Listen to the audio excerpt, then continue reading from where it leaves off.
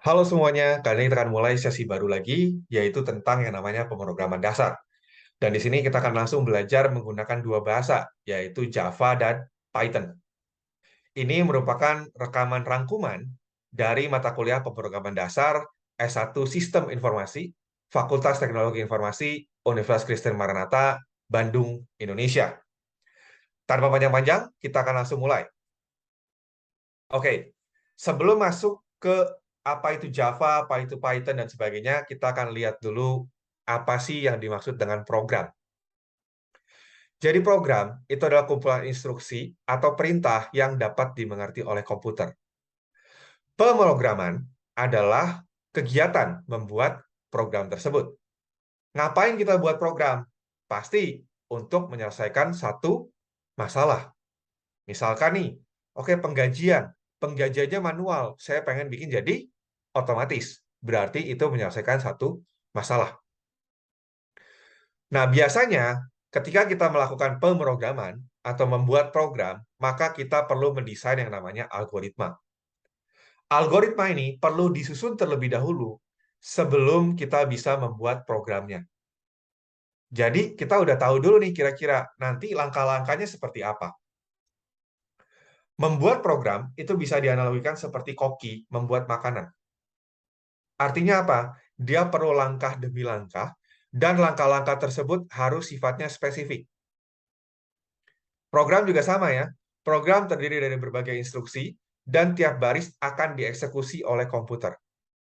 Setiap instruksinya harus cukup spesifik supaya bisa dimengerti oleh komputernya.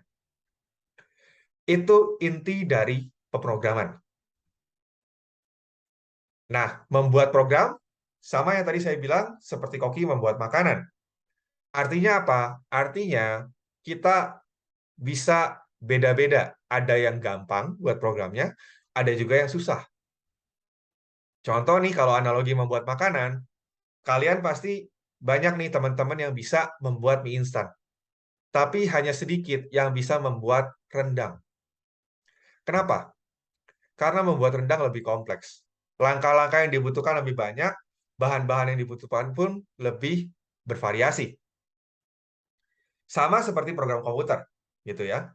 Jadi ada program yang sederhana, ada juga program yang kompleks, gitu kan.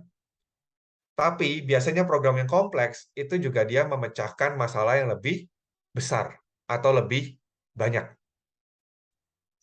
Biasanya dalam pemrograman kita punya dua paradigma. Pertama yang disebut dengan paradigma prosedural. Prosedural ini konsepnya adalah satu masalah besar kita pecah jadi kecil-kecil. Kecil-kecil, terus kita selesaikan satu persatu, baru nanti kita gabungkan kembali. Jadi nanti hasilnya sebenarnya sama. Masalah besarnya terselesaikan. Kedua adalah paradigma berorientasi objek.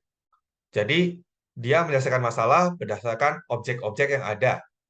Dan objek-objek ini mensimulasikan keadaan di dunia nyata. Jadi misalkan seperti printer, mobil, motor gitu ya. Cuman mungkin kita tidak akan fokus banyak di sini, kita akan lebih fokus ke prosedural terlebih dahulu. Nah, sekarang kita akan bahas sedikit tentang tingkatan dalam bahasa pemrograman. Jadi ada yang namanya tingkat level rendah atau low level language. Ini yang langsung dapat dimengerti oleh komputer. Jadi dimaksud dengan bahasa mesin. Bahasa mesin ini biasanya sangat efisien. Jadi prosesnya sangat cepat gitu ya. Tapi kelemahannya apa? Susah sekali dimengerti sama manusia. Bahkan kalau teman-teman lihat mungkin ya, jarang sekali ada gitu ya perkuliahan atau pengajaran yang fokus ke bahasa mesin. Kenapa? Karena itu ribet banget untuk dimengerti. Karena ribet, muncul yang kedua, yaitu mid-level language atau bahasa tengah. Nah, bahasa tengah ini mulai sedikit pakai perintah-perintah yang dimengerti oleh manusia. Contoh, move yang artinya move, gitu kan. Store yang artinya store. Nah, ini biasanya bentuknya adalah bahasa assembly. Terus, assembly, walaupun dia sedikit manusiawi, tapi tetap susah untuk dimengerti. Maka muncul yang ketiga, yaitu high level language, bahasa tingkat tinggi. Nah, ini bahasanya memang sangat mudah dimengerti oleh manusia, gitu ya. Dan ini yang biasanya kita akan kenal, yaitu Java, Python, C, C++, C Sharp, Ruby, dan seterusnya. Tapi kekurangannya bahasa level tinggi apa? Kurang efisien kalau dibandingkan dengan bahasa level rendah. Cuman yang mau gimana, ketimbang nanti kita susah mengerti dan kita tidak bisa mengembangkan, ya udah, mending kita pakai bahasa level tinggi, gitu ya. Nah, sebenarnya kategori bahasa pemrograman itu juga bisa dikategorikan berdasarkan generasi. Jadi kalau kayak C, C++ itu kan zaman dulu gitu kan. Terus nanti berikutnya muncul Java, muncul Python dan seterusnya. Cuman bagi saya pribadi sih lebih enak kalau kita bahasnya dari level pengertiannya. Jadi seberapa susah dia dimengerti oleh manusia dan seberapa mudah dia dimengerti oleh komputer. Oke. Nah, mungkin kalau kita lihat di industri, banyak banget program-program gitu ya yang didistribusikan, yang bisa dipakai oleh orang. Dan biasanya program yang bertahan lama adalah program yang berkualitas bagus. Kalau programnya misalkan nih banyak errornya gitu kan, terus mungkin banyak bugnya, nggak akan ada yang pakai gitu kan. Nah, gimana sih cara membuat program yang kualitasnya bagus? Pertama, kita harus menggunakan ulang fungsi. Jadi kita harus memecah dia menjadi beberapa modul yang lebih kecil, dan modul-modul itu bisa dikembangkan secara individual. Dengan cara itu, nanti ketika programnya pengen dikembangkan, itu akan jadi lebih mudah. Bahkan untuk penanganan error pun lebih gampang. Kedua, harus ada pengecekan error atau validasi. Contoh nih, misalkan kita bikin program, tapi dia tidak mengecek password. Dia pasti langsung bisa login. Programnya bagus nggak? Enggak lah, gitu kan. Nggak ada security, semua bisa pakai, gitu kan. Nah, untuk supaya bisa dia bagus, berarti harus ada validasi. Validasi password. Terus berikutnya, error. Anggaplah misalkan, dia diminta untuk mengunggah atau mengupload file PDF. Tapi dia uploadnya file doc. Nah, kita nggak kasih error. Kita biarin aja dia kirim doc. Masalahnya apa? Masalahnya, penggunanya merasa dia berhasil kirim, sedangkan filenya belum tentu bisa dipakai sama kita. Karena kita mintanya PDF. Nah, terus berikut lagi, program yang berkualitas tinggi itu harus berstruktur. Jadi dia punya struktur yang jelas dan mudah dibaca atau dimengerti oleh orang untuk mempermudah pengembangan. Nah, ada beberapa struktur gitu ya yang kita kenal, yaitu pertama adalah sequence, yaitu kumpulan perintah yang dijalankan oleh komputer secara berurutan dari atas ke bawah. Ada juga branches atau percabangan. Jadi biasanya komputer akan memilih satu dari beberapa pilihan yang ada. Contoh tadi ya, di login. Ketika kita login, ada percabangan sebenarnya. Apakah passwordnya benar atau salah? Kalau benar, berarti masuk ke halaman home. Kalau salah, bilang salah, gitu kan? Terus berikutnya, pengulangan. Jadi menjalankan satu perintah secara berulang hingga kondisi yang ditetapkan tercapai. Contoh nih, misalkan, oh saya pengen menampilkan daftar peserta mahasiswa di kelas saya, maka sebenarnya itu ada pengulangan. Jadi dia akan terus meminta data dari server selama data mahasiswanya masih ada yang belum ditampilkan. Itu terkait dengan high quality program. Nah, sekarang kita masuk sedikit ke Java dan Python. Jadi ini adalah life cycle-nya dari pemrograman Java dan Python. Kita mulai dari Java dulu.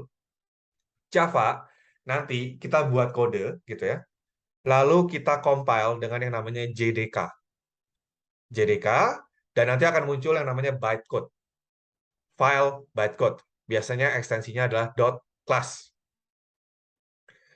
File bytecode ini mirip seperti file exe yang ada di Windows sebenarnya. Cuman karena dia bawaannya Java, berarti dia bukan exe, tapi .class. Nanti juga kadang-kadang ada yang namanya .jar. Cuman itu bukan di sinilah belajarnya. Nah, nanti file bytecode ini hanya bisa dijalankan dengan yang namanya JVM atau Java Virtual Machine. Nah, JVM ini nanti akan menghasilkan programnya untuk misalkan minta input dari user, terus mengeluarkan tampilan, dan sebagainya. Berikutnya, Python. Nah, Python di sini itu sebenarnya polanya mirip. Jadi Python, kodenya ditulis, terus nanti dicek sintaksnya, apakah memenuhi aturan atau tidak. Kalau tidak memenuhi, keluar error, gitu ya. Terus dia konversi ke bytecode, sama juga ya. Bytecode, terus dia jalankan. Perbedaannya adalah di sini, bytecode-nya tidak disimpan ke dalam bentuk file secara default. Apakah bisa? Bisa, cuman memang itu tidak umum, gitu ya. Makanya di sini disebutkan sebagai interpreter. Jadi dia mengkonversi kodenya itu ke executable on the run, gitu ya, sembari jalan. Nah, cuman di sini ini sebenarnya yang penting sekedar tahu aja ada life cycle-nya seperti ini, gitu ya. Kita nggak perlu tahu detail, oh JVM kerjanya kayak gimana, itu nggak usah ya. Kita cukup tahu, oh JVM ini yang ngejalanin, itu aja, gitu. Oke, programming tools kurang lebih ada 3. Pertama ada editor, nanti akan sering banget kita pakai untuk menuliskan program. Jadi contoh misalkan teks editor yang umum seperti Notepad++, Sublime, Atom, Ggraph, dan seterusnya, atau yang sifatnya IDE. IDE ini sebenarnya editor yang sudah dilengkapi dengan fitur-fitur, misalkan checking error, dan sebagainya. Contoh, IntelliJ, PyCharm, NetBeans, Eclipse, Visual Studio Code. Terus ada juga debugger. Debugger ini biasanya tujuannya adalah untuk mencari bug ya. Untuk mencari bug atau error gitu ya dalam kode yang kita buat. Biasanya bisa otomatis, bisa juga manual. Dan yang ketiga ada yang namanya profiler. Ini untuk menganalisis performa. Ya mungkin sekarang di pemrograman dasar nggak kepake profiler. Karena kan kita bikin program kecil. Tapi nanti kalau bikin program besar gitu ya, performa itu menjadi hal yang penting. Seberapa efisien nih programnya, gitu kan? Cepat nggak sih jalannya? Seperti itu. Nah, kita di seri ini kita akan pakai yang namanya Visual Studio Code, gitu ya. Nah, sekarang gimana cara menggunakan Visual Studio untuk editor Java dan Python? Pertama, kita perlu install Python-nya dulu, install Java-nya dulu, bisa di link-link terkait, gitu ya. Nanti saya letakkan di deskripsi. Lalu setelah itu kita lihat juga tutorial untuk menginstal Java di Visual Studio Code dan tutorial menginstal Python di Visual Studio Code-nya. Nah, kalau misalkan males nih, oh saya nggak mau secara offline gitu kan, saya maunya online, saya malas install-install. Nah, bisa coba pakai editor yang disediakan secara online oleh Tutorial Point gitu ya. Jadi kalau untuk Java dan Python caranya sama ya, kita copy paste sumber kodenya ke Notepad dan beri nama sesuai dengan nama kelasnya kalau untuk yang Java. Oke, sekarang tanpa panjang-panjang kita akan langsung lihat deh gimana sih cara bikin program. Biasanya kalau di pemrograman, maka pertama-tama pasti kita akan bikin yang namanya Hello World atau Halo Dunia. Nah, di sini teman-teman bisa buka Visual Studio Code, buka folder, create file Hello World to Java, lalu ketikkan kode yang ada di samping sini.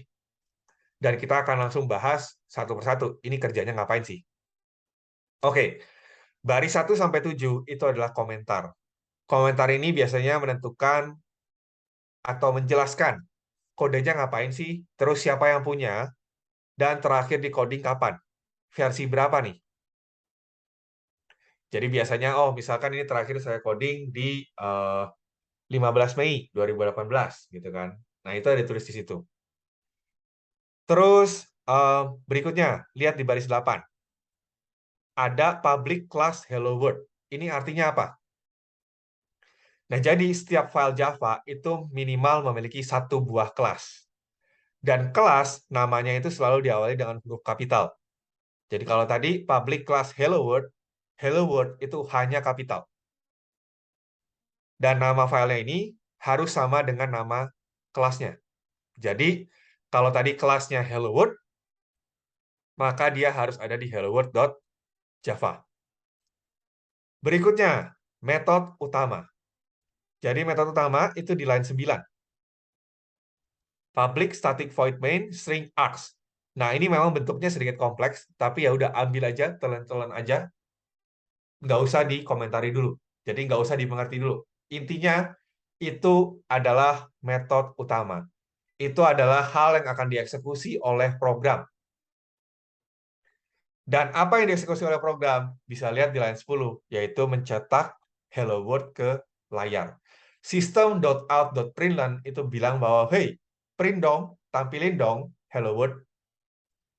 Beberapa hal yang perlu diingat dalam membuat program Java adalah tiap akhir baris program itu harus diawali dengan titik koma.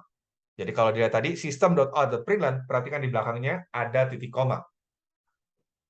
Terus, jumlah kurung kurang buka dan tutup itu harus sesuai. Perhatikan, ketika kita membuat kelas, ada kurung kurang buka. Setiap kali kita membuat metode utama, itu juga ada kurung kurawal buka. Terus dibiasakan juga untuk menambahkan informasi seperti line 1-7 untuk file.java. Nanti ketika dijalankan, ya, kita harus menggunakan perintah java c dan java. Java c itu artinya adalah Java compile.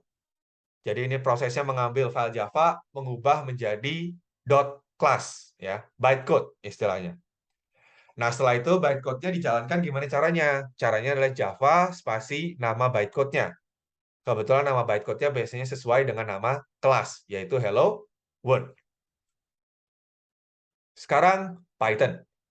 Sama ya caranya, Visual Studio Code, open folder, create file, hello world.py gitu ya. Lalu ketikkan kode yang ada di samping. Perhatikan bahwa di sini kodenya kalau untuk Python jauh lebih mudah dibaca gitu ya. Karena memang Python mengedepankan readability, jadi mudah dimengerti. Line 1-7 ini komentar kurang lebih mirip dengan yang ada di Java gitu ya. Nah, untuk penampilan ke layar kita cukup perlu print hello world. Ya, jadi memang di sini Python lebih simpel ya, lebih simpel ketimbang Java. Tapi sebenarnya Java juga punya kelebihan ya. Jadi kelebihannya mungkin dia lebih cepat di beberapa kasus tertentu. Nah, hal yang perlu diingat di sini kalau di Python kita tidak pakai kurung kurawal ya. Tapi kita tetap ada yang namanya kurung. Jadi kalau kita pakai kurung biasa gitu ya, tetap harus seimbang kurung buka dan kurung tutup. Terus juga sama kalau bisa sih tetap ada informasi komentar yang ada di line 1 dan 7. 1 ke 7. Untuk menjalankannya, itu cukup seperti itu. PY spasi nama file Python-nya. Perhatikan di sini bahwa kalau untuk Java perlu 2 step, Python 1 step. Kenapa? Karena di Java itu dia membentuk bytecode, disimpan ke file dulu, sedangkan kalau di Python enggak, dia langsung gitu ya. Oke, sekarang kita masuk ke yang namanya print. Jadi, tadi sebenarnya kita sudah bahas sedikit tentang yang namanya system.out.print dan println sebenarnya di Hello World. Nah, cuman sekarang kita akan bahas lebih jauh. Jadi kalau print ini berarti menampilkan teks apa adanya, sedangkan kalau println itu artinya di ujungnya ditambahin baris baru. Jadi contoh nih, kalau misalkan teman-teman mau coba, bisa 3 baris ini gitu ya, system.out.print belajar, terus println bahasa pemrograman dasar, terus print fit UKM. Perhatikan nanti hasilnya bahwa akan jadi cuma 2 baris. Baris pertama adalah belajar bahasa pemrograman dasar, dan baris kedua adalah fit UKM. Kenapa? Karena pada saat kita print belajar, kita tidak menambahkan baris baru. Kita cuma print doang. Sedangkan pas kita print bahasa pemrograman dasar, kita tambahkan ln, ya, print line. Terus berikutnya kita juga bisa formatting. Jadi misalkan, oh saya pengen format nilai menjadi bentuk tipe data tertentu. Jadi misalkan pengen jadi string, double, integer, gitu kan, float, dan seterusnya. Cuman ini nanti kita akan pelajari lebih detail di materi-materi berikutnya. Python. Python juga sintaks printnya banyak gitu ya. Jadi ada yang langsung di print gitu kan. Nah di sini print itu walaupun dibilang apa adanya, tapi kalau di Python itu otomatis dia menambahkan baris baru. Jadi sebenarnya ini relevannya mirip dengan Java println. Terus berikutnya ada juga print variabel, variabel tertentu itu juga bisa. Tapi sama, ini nanti kita akan belajar lebih jauh setelah kita kenal apa itu variabel. Terus ada juga yang namanya sep. Jadi kalau kita pakai sep, itu artinya memisahkan antar kata-kata yang akan ditampilkan. Jadi kalau kita sep, terus kita isi dengan kosong, artinya tidak ada pemisah sama sekali. Jadi nanti kalau kita print welcome to Maranatha, itu semuanya akan menempel. Sedangkan kalau misalnya kita print tanpa sep, maka itu akan otomatis dipisahkan oleh sebuah spasi. Terus berikutnya lagi, kalau misalkan kita print tapi dengan separatornya kita kasih spasi yang banyak. Nah, itu berarti otomatis dia pemisahnya adalah spasi yang banyak. Ada juga kita bisa pakai N. N ini untuk menentukan akhirnya itu dikasih apa. Print itu secara default akan menambahkan baris baru. Tapi kalau kita bilang N-nya diganti dengan spasi, maka akhirnya bukan didasarkan dengan baris baru, tapi ditambahkan dengan spasi. Berikutnya, formatting numerik atau pengaturan tampilan angka. Nah, jadi misalkan kita langsung lihat contoh kodenya ya. Kita ada X5 gitu kan. Terus ditampilkan sebagai X, X kali X, dan X kali X kali X. Nah, kalau kita formattingnya seperti ini, 0.22D, berarti kita tampilkan nilai yang pertama, yaitu X ini, posisikan 0, kita tampilkan dalam bentuk 2 digit desimal. Terus yang ke satu kita tampilkan sebagai bentuk 3 digit desimal. Dan seterusnya. Ya, ini juga nanti kita akan coba explore lebih dalam kalau memang kita sudah benar-benar pakai gitu ya. Sekarang yang penting tahu aja. Berikutnya ada yang namanya escape karakter. Escape karakter adalah karakter-karakter yang tidak bisa dituliskan secara langsung di kode program. Jadi misalkan nih, saya pengen menampilkan tab di layar. Tapi saya nggak bisa di kode program, saya bilang tampilkan, terus saya ketik tab sekali. Itu nggak akan muncul sebagai tab. Nah, gimana caranya? Nah, kita menggunakan namanya escape character. Jadi untuk tab, kita menggunakan \t, terus baris baru juga sama. Kalau kita pengen menampilkan baris baru, kita juga harus menuliskannya dalam bentuk \n. Ada beberapa escape karakter lainnya, cuman saya rasa tidak terlalu umum untuk dipakai. Tapi ya sekedar tahu ya, nggak masalah. Jadi kayak kutip 1, kutip 2, itu nulisnya seperti apa, itu bisa dilihat di tabel. Oke, tadi tentang print dan juga escape karakter. Sekarang kita masuk ke yang namanya input. Mulai dari Java. Oke, untuk Java, kita bisa menggunakan scanner untuk input. Jadi scanner ini, kita harus mengimport library yang namanya Java Util Scanner. Jadi nanti taruh di baris paling atas, nanti kita akan lihat di kodenya ya, biar lebih jelas. Terus untuk membacanya, input dari konsol, kita harus buat objek scanner dulu. Loh, tadi kan katanya dibilang kita belajar prosedural. Kenapa sekarang kita pakai objek? Karena sebenarnya Java itu adalah bahasa pemrograman berorientasi objek. Jadi walaupun kita belajar prosedural, mau tidak mau kita akan senggol sedikit tentang yang namanya objek. Jadi kita kayak bikin modul gitu ya namanya scanner dan ini sifatnya adalah untuk membaca input dari user. Nah, di sini kita bikin, kita kasih nama adalah SC. Makanya di situ tuliskan scanner SC sama dengan new scanner system.in. Ya, sisanya telan dulu aja. Kita nggak perlu ngerti tentang kenapa ada system.in dan sebagainya. Itu artinya minta input dari user. Nah, SC itu nanti bisa diminta untuk minta input ke user. Jadi kalau misalnya kita mau integer, berarti next in, double berarti next double, float berarti next float, dan seterusnya. Dan ini nanti kita akan belajar lebih jauh setelah kita akan lihat tipe data sebenarnya. Sekarang Python. Python di sini biasanya lebih simple gitu ya. Jadi untuk terima input, kita tinggal input. Literally input gitu ya. Jadi kalau nama sama dengan input, masukkan nama Anda, berarti nanti akan ada keluar tulisan, masukkan nama Anda, terus kita masukin sebuah kata, dan itu akan disimpan dalam variabel nama. Sama lagi, variabel ini nanti kita akan explore lebih dalam minggu depan. Tapi yang penting sekedar tahu aja nih, apa itu input di Python. Kalau pengen tipenya adalah bilangan bulat, maka kita pakai int input. Kalau pengen bilangan berkoma, kita pakai float. Nah, ini contoh program untuk input dan output. Sama ya, kita belum pelajari detail dulu tentang apa itu variabel dan sebagainya. Kita sekarang yang penting pakai dulu aja. Oke, di sini yang Java, kita lihat. Oke, pertama ada import Java Util Scanner. Itu artinya bilang ke komputer, saya mau pakai library scanner. Terus ada public class invoice app. Berarti ini adalah nama kelasnya, gitu kan. Terus baris ke-11 adalah metode utama, gitu ya, public static void main string args. Berikutnya kita lihat di line 13, ini adalah scannernya yang bertugas untuk menerima input. Nah, lalu di line 15, ini menampilkan, kita bilang ke user, saya mau minta produk code-nya. Nah, baru di line 16, kita minta nih produk code-nya. Produk code sifatnya apa? String. Berarti kita minta dengan bentuk sc.next. Dan disimpan dalam produk code. Terus berikutnya lagi, kita minta double atau bilangan berkoma.